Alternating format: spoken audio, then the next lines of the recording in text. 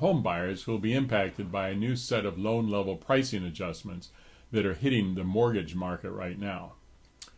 Here is some background. One of the reasons this country has such a high ownership rate is that we generally have really low interest rates on home loans.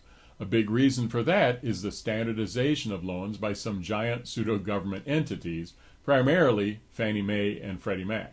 About 80% of home loans meet these standard guidelines, and it allows for easy interchange of loans by big institutional investors.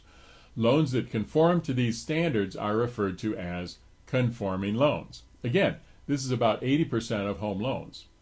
As you probably know, not everyone gets the same interest rate when they purchase a home. That is because of the loan level pricing adjustments.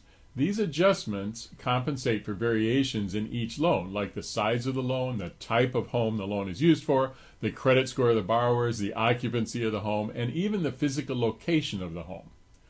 This standardization is normally great. However, when this group changes its standards every few years, it impacts a lot of home buyers. The loan level pricing adjustment changes for 2023 are quite significant. Here are 4 examples of negative impacts. First, pricing will now be impacted by a buyer's total debt to income ratio. If a buyer's monthly debt payment is above 40% of their income, they will face a pricing hit. There's a lot of concern that this will lead to additional difficulties in getting loans through underwriting because it is a whole new measurement. Second, for the last 30 years or so, if a buyer's credit score was above 740, they basically had access to the best pricing. The vast majority of the buyers in our office have had scores above 740.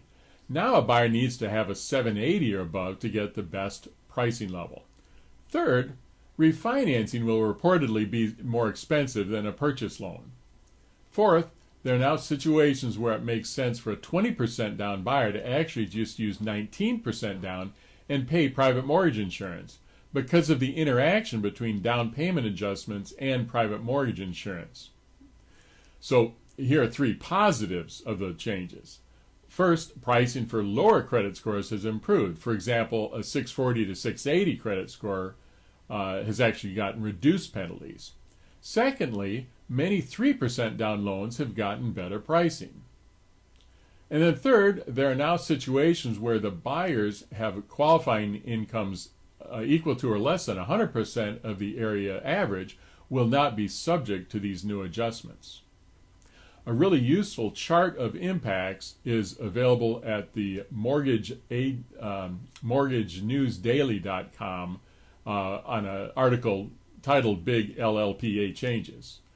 Or if you really want to get into the nitty-gritty, there is an article on Fannie Mae's website about all the details. On a related note, one type of loan that isn't a conforming loan is an FHA loan. Pricing on FHA loans has actually improved significantly. These loans have historically worked well for first-time buyers without great credit or situations where there's a non-occupant co-borrower. The bottom line here is that mortgage approval criteria have changed. If you have a pre-approval from the first quarter or before, you need to go back to them and get an update. Thanks for stopping by, and good luck with your